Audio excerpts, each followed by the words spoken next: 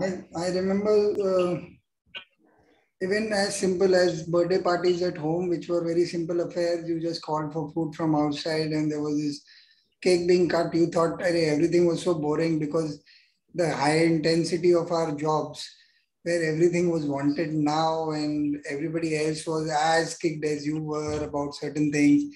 And in your place, you were just one more person in the family, and it was just a dad's birthday or mother's birthday or something where all of us had got together, and you were itching to make things happen.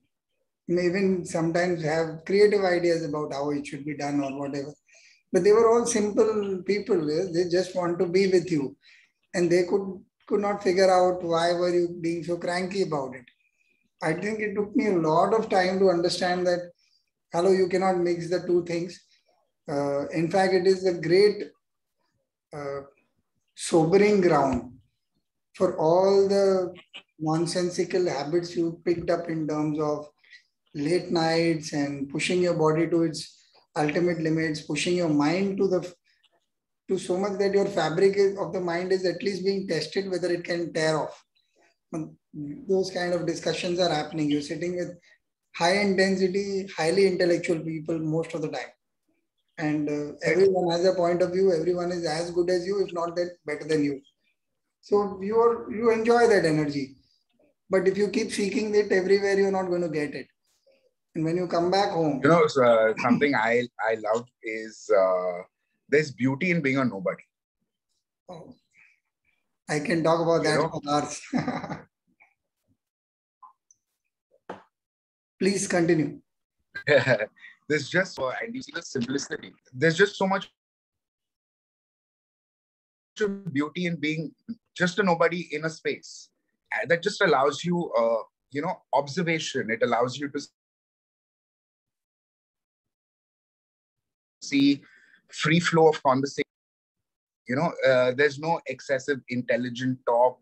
There's no excessive expectations. It's just that moment. Yeah. And it's just lovely because you actually see the beauty of simplicity and being a nobody. Yeah. And at times it's very important to feel like a nobody. If you want to really, I'm going to give you an example, which I kind of heard on one of the TV shows. There's a reason why celebrities go to holiday abroad, because that's where they feel like a nobody, and it just makes them feel like normal people. Yeah. Yeah. Nobody's coming up to them and saying, can we take a selfie, or, stuff like that. They're just being themselves. And maybe that's something that makes us that grounds us. And that kind of also translated when I kind of realized the beauty of being a nobody, right? Translated on a level even where work was concerned. Yes. Right, where it's not about pushing. It's about getting the job done. Yeah. Yeah. Right. So one has to be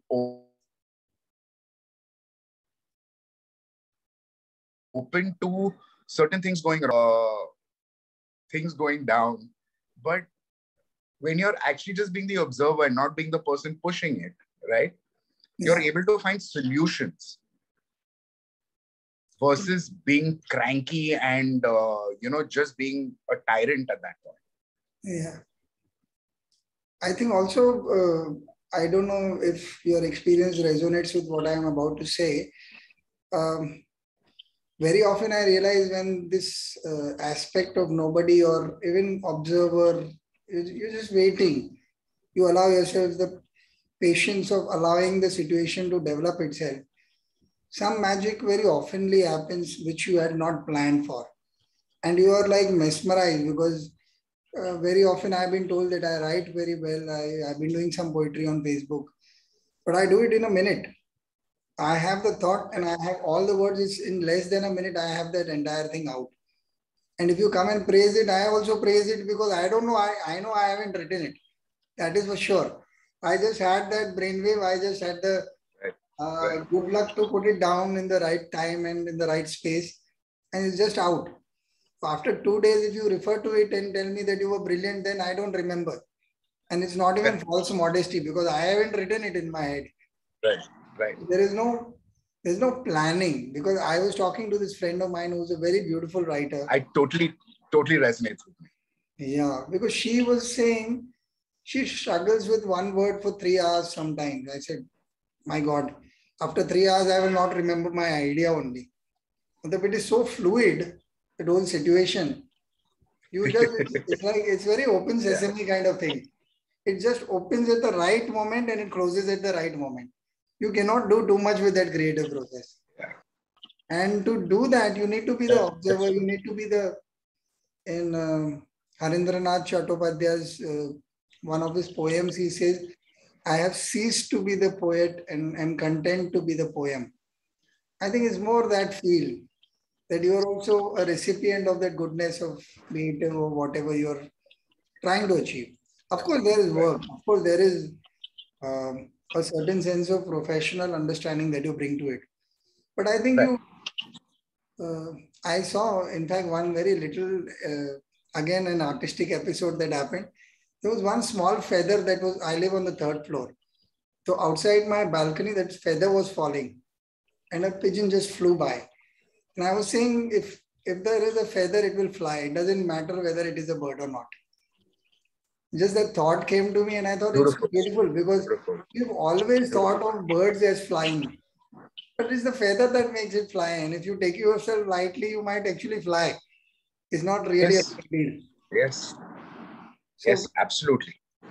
So in that sense, as creatives, it is freedom to not be something. And absolutely. The other thing that we also face is being stereotyped. And being boxed into certain categories. And we tend to take that role too seriously. Because people believe that we are good at something does not mean we're good at it. Wow. It's something that I've learned. That is quite humbling. It's quite beautiful. It is. Because I haven't seen it from that perspective. I generally always think that the payment is come, that means I must have written well. But on a serious note, that is something I would want to pursue because I haven't thought about this in a long time. I don't have the sense of ownership about my writing. I just know the flow. If it is flowing, then I know it's fallen in place.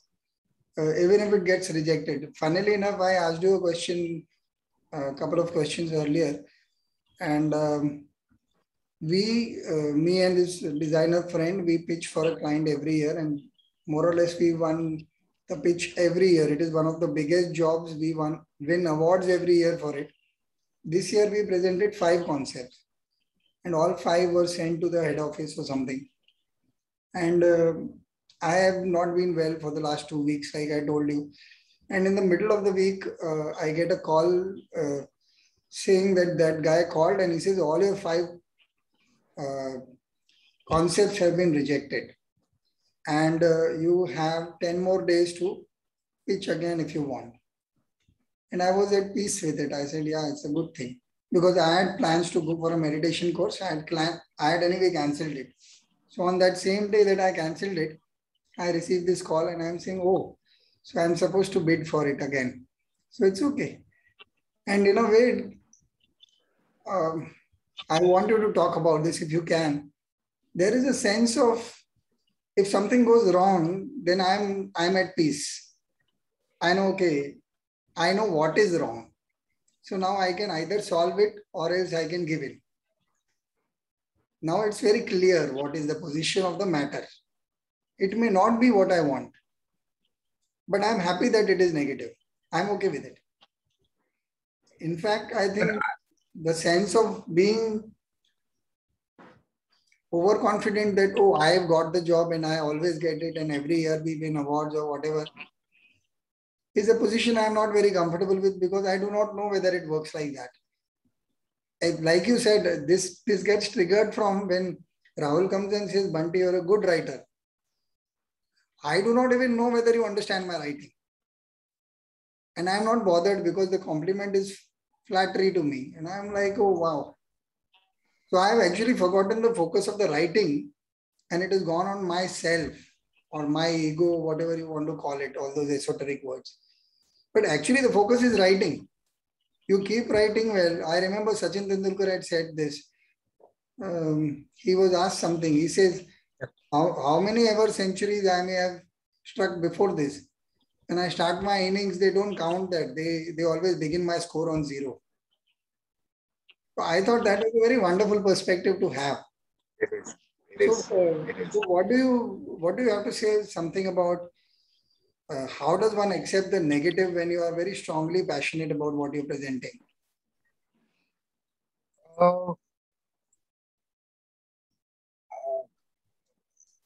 I again believe that negative is a perspective. Okay. It's not necessarily the truth. That if I say it's bad, does not mean it does not work. It probably doesn't work for that particular client. That does not mean the thought is wrong. That doesn't. So one needs context. Does not mean the lines are wrong, right? It probably just doesn't work from their perspective. The context is very important. So negativity, if you take it on yourself, then it turns very differently. But if you look at negativity or like saying, I wouldn't even want to call it negativity, but rejection. Not even like rejection. Now, since you're talking about an idea being rejected probably didn't work for that client. But try pitching it to another client, it'll probably work. Yeah, that is happening very often. Pretty often, right? Yeah. So it's just about context and being able to say that to yourself. They're saying, it's not bad writing, because at the end of the day, your core is you're a writer, or your core is you're a right. Maybe it just didn't resonate with them from their perspective and what they wanted to communicate. So leave it aside. It's not bad. And so I look at it like that. In fact, if somebody tells me there's nothing wrong with it, no, I have an issue. I was like, there's something big that's going to go wrong later. Which is what I meant. I think the clarity of what is wrong with it gives me a handle on it. It gives me a chance to correct whether it is the course correction that is required, or even relook a complete revamp of the whole thing is fine. I think this has been a wonderful conversation, and we've covered a lot of ground in terms of values. I think there's so much to enjoy the freedom you have to let go has been the underlying theme that is also running through the entire conversation without we planning to work it like that. Another thing that came to me was, don't take yourself so seriously. The sense of awe and reverence. It's not worth it. Yeah, but obviously we have not to. That route is definitely closed. At least it was closed for all the guests on the show. Because I think they all walked their paths with a lot of confidence in their vulnerability. In fact, the guest before you came in last time said that if one is not vulnerable, one is not alive, almost to the point of that extent. He said it's a second-hand life. Even if you are colored by your own experience and you are going again to live the same experience, then you're not really living. And although it was an incomplete conversation, and I hope to get him again at some point when he comes back to the city. Sorry? There was something that I actually have, it's people usually come with their strengths and play to their strengths, right? What if you were very open about your weakness? That my experience tells me that when you're open about your weakness, it's very difficult for people to actually manipulate you. Not only that, it also helps them be genuine, if I were to call it. In fact, one of the words that has been oftenly used for us, these conversations, is the word authentic. I'm unable to better that word because sheerly it's a rare word. It's really loaded in the sense that I cannot really pretend or like you had certain questions before starting the conversation. A lot of my friends who are guests on the show, I try and tell them, like, you and I are sitting in a coffee shop and we are having a conversation, somebody is recording it.